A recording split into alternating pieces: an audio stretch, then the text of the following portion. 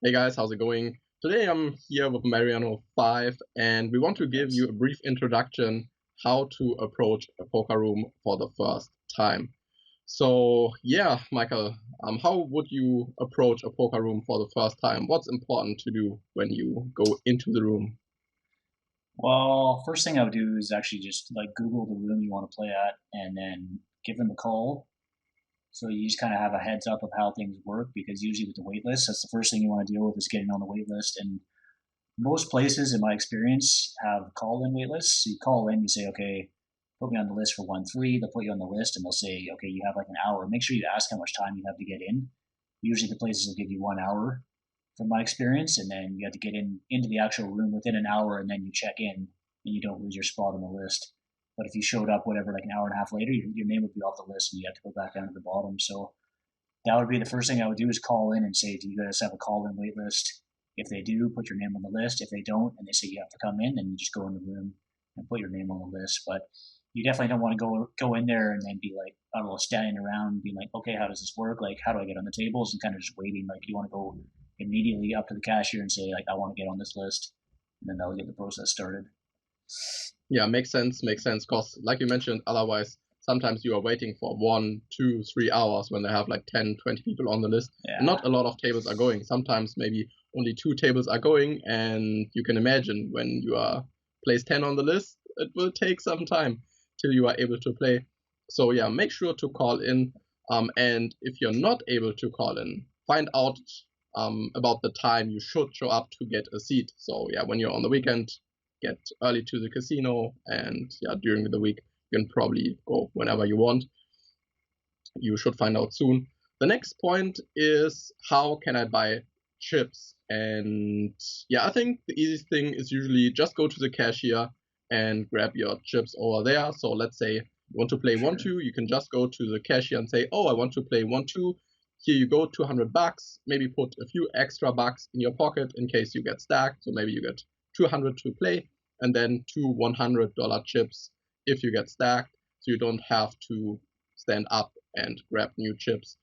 So you can just continue playing. I think this is a pretty good tip, and always easier than to just sit down, pull out real cash, wait for the chip runner, because everything takes time, right? So it definitely makes sense to grab your chips first. Like I mentioned, it's important to tell the cashier which stake you want to play, that they give you the correct chip denominations. So when you want to play 1-2, right, you usually just get $5 chips, I think. Yeah, Yeah, yeah, for sure. Yeah, you want to make it easier when you get to the table, so you don't have to like I don't know, feel overwhelmed, right? You come there with your chips and sit down, then you can just right away kind of settle in and just start observing. And I would also say before you go, I would look up online like just the general rules, because it's always a good idea to have like somewhat of an idea, right? It just takes whatever like 20 minutes, 10, 15, 20 minutes to kind of go over the general rules of like, okay, how does it work, right? Because a lot of times people come in and they have like no idea how the rules even work, which is it's okay, but I think the problem with that is that the people at the table are going to start getting annoyed with you right away. And I mean, it's not necessarily your problem. Like you shouldn't care what they're thinking, but it just kind of makes it kind of makes the environment a little bit more toxic if you come in and you have like no clue what you're doing, right? Because no experienced poker player is going to want that. Like we're all impatient. We're trying, like everybody's trying to get hands. Like some people are running like shit, some people are running good, right? So there's all this kind of flux of like emotions, and if you come in there just like totally lost, it's not going to be a very fun experience for you, in my opinion. So you want to have like at least an idea of how to play, like at least of the rules, I should say, not necessarily how to play, but just of the rules. yeah, you also feel more comfortable yourself, right, when you Mm-hmm. know what's going on. And yeah, let's imagine we sit down, and of course the dealer asks us, yeah, do you want to play right now? And yeah, what's our answer? Do we want to play right now and post our blinds, or what's No, no? no, you should wait for the big blind. Yeah, I think exactly. Otherwise, you're just lighting the big blind on fire. I know you want to play. I also want to play, and yeah, posting the button or buying the button or posting on the cutoff is definitely fine when you have a 4-ring table. Mm. But besides that, yeah, we are not posting. We are waiting. You can stand up, text a little bit on your phone. Yeah, look how the other tables are, stuff like this, right? But don't light the big blind on fire. it's money out of your pocket, and yeah, you just burn it if you post it in other positions. So yeah, be cautious. Wait, you have more than enough time to play poker. For sure, for sure. And then what about how much time do you have to act? That's another one. Let's Yeah, say so you get your first cards and now the action's on you. Like, are you going to be panicking, thinking, okay, I got to do something within 5 or 10 seconds, or you want to think I can take like 4 or 5 minutes? What do you think? yeah, first important thing is I would say you are not on TV. Not on TV. This is important. You see it super often. New players are waiting a very long time, like 20 seconds, before folding their hand. And super often it's about open raise or folding, right? So everyone has enough time, no problem, right? When you cannot cannot think so fast, it's no problem. You can take your time, 5 seconds, 10 seconds, whatever. But pay attention when it's your act or when you are when you have to make your decision, and then just act in time. And yeah, no need to Hollywood or something like this. No one will care if you fold or raise, and if you take 10-20 seconds to raise, whatever. So yeah, if you know you want to fold immediately. It speeds up the game, and otherwise the game slows down a ton. Cause think about it, when everyone would take 20 seconds to fold their hand pre-flop, yeah, it's taking forever, and it's just not necessary. Yeah, for sure. You don't want to be doing that. But again, you don't have to act super fast. If you want to raise, you can think about it. Okay, what size do I want? Yeah, as you say, take like 10, 20, 30 seconds, totally fine. But you'll start to get an idea too. Just like watch other players, see how much time they take, and then that's the main thing is to like kind of just observe how the table's playing. You can pick up a lot of information that way. Mm-hmm. Yeah, the other question is, how can you avoid acting out of turn? Because this is also a mistake a lot of beginners make. Yeah, I mean, so this one you just want to be looking at the player directly to your right, always, and be aware of that guy and think, okay, every time that guy, once he's made his decision, then it's on me, right? Like, don't be just like laser focused on, okay, that guy raised, and then you're looking at your hand and just planning on getting rid of it or whatever, right? You want to be look at whoever made the action, but then you always want to focus on the guy on your right. Once he's done whatever he's done, then it's on you, right? So just have a bit of patience. I mean, it happens to all of us sometimes. We all have to have a turn sometimes, just by not paying attention. But you don't want to be someone who's just doing it all the time because it's. I wouldn't say. I mean, it is kind of like disrespectful. I don't know if that's the word, but it's like it's frustrating playing with someone who does that all the time because they're giving away information to the people at the Yeah, it's table, nearly right? a small angel, right? Yeah, yeah. So it's So yeah. yeah, I think don't do that. that's And the same applies for post flop, I'd say. So ask yourself, am I in position or out of position, right? So when you're on the button, for example, right, you're never acting first. Never. This is not possible. yeah. So yeah, wait for your opponent to act, and if you don't know, no problem. Ask the dealer, is the action on me, right? And they will tell you immediately, yeah, it's on you, or no, the small blind has to act first. Don't worry too much about it. And very important, take your time, right? Be just patient, wait till it's on you, and then you have more than enough time to act. Yeah, for sure. And then what about stacking your chips? What do you think there? Do you have preferences? What do you think a beginner should be doing here? Yeah, I think in general you can stack the chips however you want, but make sure the big chips are visible. Yeah, you cannot hide big chips behind your small chips. So let's say you have hundreds and $5 chips. It's a very bad idea to hide the $100 chips because all the other players at the table should be able to see your stack size at basically at all the time. And when you hide those chips, they have no clue. They think maybe you're only playing for $40, but in reality you're playing with $340. And of course, there's a huge, huge difference. And of course, sometimes we also make some plays because our opponent is short stacked or big stacked, right? So make sure to not hide your chips. This is just very bad etiquette. And yeah, if you want to build a tower or a Star Destroyer, whatever you want, right? This is not important. Just make sure your big chips are visible all the time. The rest is not important. Yeah, for sure. And I mean, I would suggest it could be easier if you're starting to keep your chips in like denominations that you can count easily. Like for example, if you're playing whatever, like a 1-2 or something, right? It's just kind of standard to have like 20 chip stacks because that equals 100. At least so you kind of know. I think it's important to know your stack size. If you want to have your chips all messy, whatever, but just don't get in the habit of like having no idea how many chips you have, right? Because obviously it's important to know your chip stack.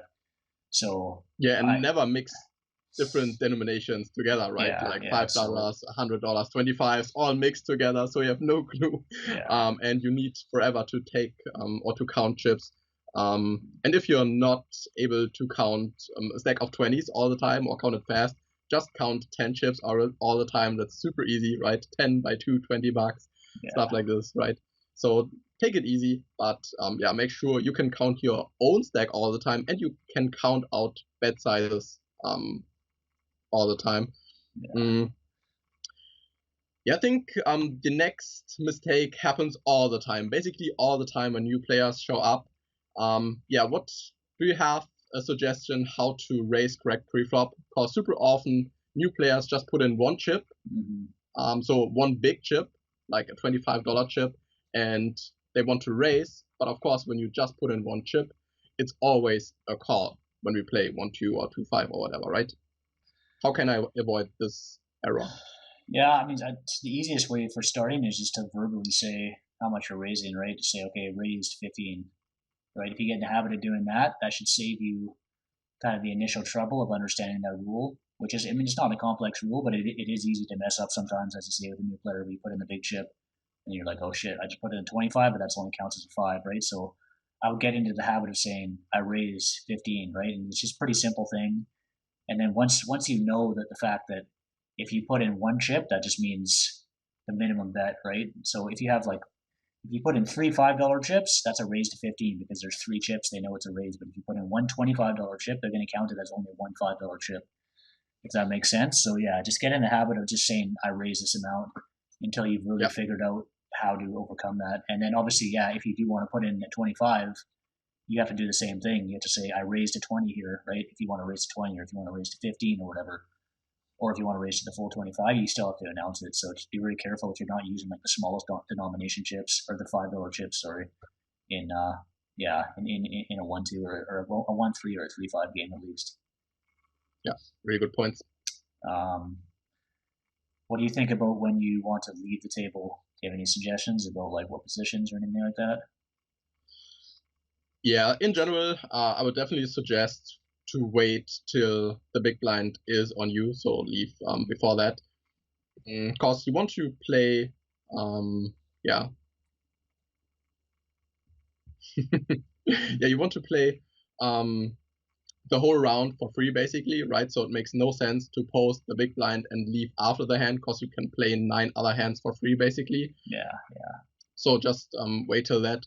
And other than that, you can leave the table whenever you want, right? Whenever you want, when you want to talk to a friend, when you want to grab a drink, grab something to eat, you can leave whenever you want to. You don't have to wait for the big blind or something like this. Of course, it makes sense, again, to wait till the big blind is on you, because you already paid money to see the cards, but that's about it.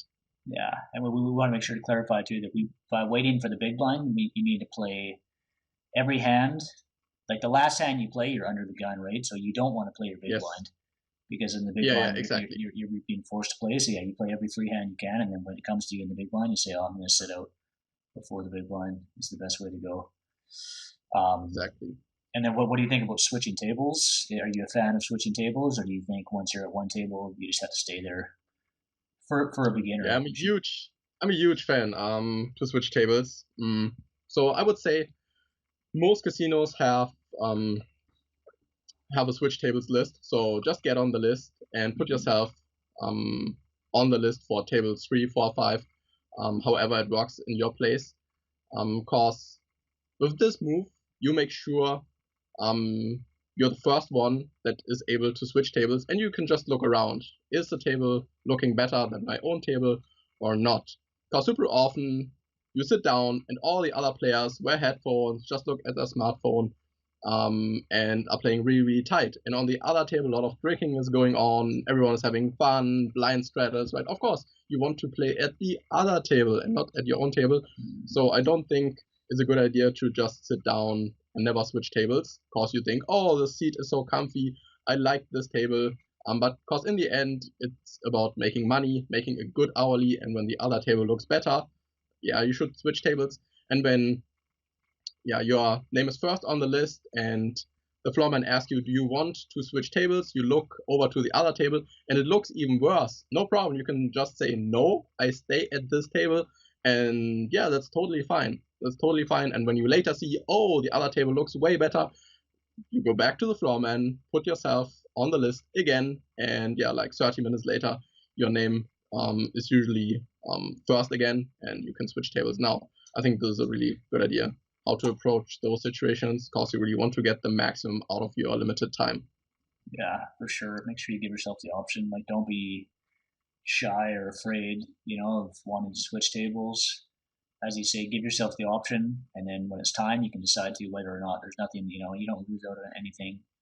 And then also something I'd say is that you want to be logical about, like, don't be one of those players. I mean, obviously we can't control people's mindsets, but a lot of people think, oh, I'm in a hot seat. I'm going to stay at this table, even if it's a terrible table. Let's say they hit like a setup or set or something and won a huge hand, and they're like, oh, maybe I should stay here because I'm running good, even though the table is total shit and the other table's full of, as you say, people drinking and like straddling. And they think, oh, you know what? Like, I'm going to stay here because I'm getting lucky at the seat. Like, you want to be thinking logically and thinking which game is actually has the worst players. That's all that matters, right? Is which table has worse players on it, like which table do I have more of an edge on. So don't fall into like the whole lucky seat, that type of thing. So yeah. Yeah, and what do you think? How many stacks should you bring to the casino when you're first starting out? So it's your first time or your second time. How many stacks would you bring to the casino? I mean, it's a personal question. I think if it's one of your first time or two, I would probably say like one or two max, because I think it could be a bad experience if you bring like 3 or 4 stacks and then get that in. Like, that's never fun when you lose like 3 or 4 stacks or more. So I think just for your own, like, whatever you want to call it, emotional well-being, or like long-term investment in poker, you don't want to have like a traumatic experience first time you go play, right, where you just dump a ton of money. So yeah, that would be my suggestion. Losing 10 stacks. Yeah, like one or two stacks. If you're obviously, if you're fine with losing more, the main thing is you get to be fine. Like, the amount of stacks you bring, you have to think in your mind, okay, if I lose this, it's gonna suck. It's not like it's enjoyable, but it's not gonna like devastate me, right?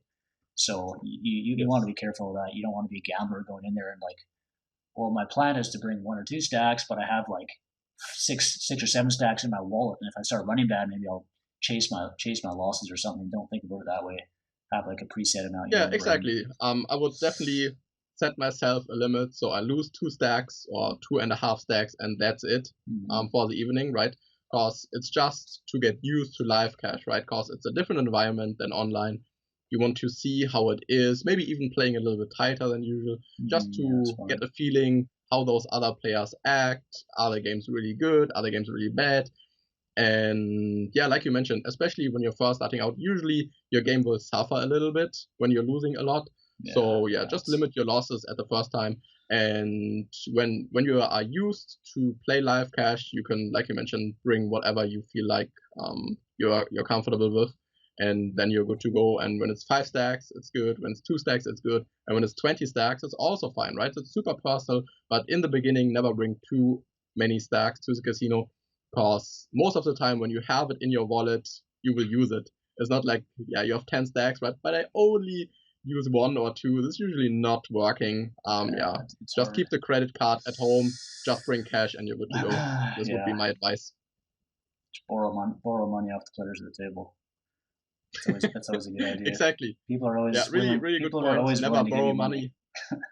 Never borrow money. Never lend money. This is also a very good suggestion from myself, because when you lend money, just expect to not get it back. Yeah, no. It's, if someone needs to borrow money, unless you know them, obviously if you have like a personal relationship with them outside the table, okay, I've known this guy for whatever years. But if it's like maybe a poker buddy you know from the casino, like, don't do that shit, because there's probably a reason why he's having to borrow money off you. Like that he might be owing people money all over the room. So those things definitely happen. You got to be pretty aware. Keep your money to yourself.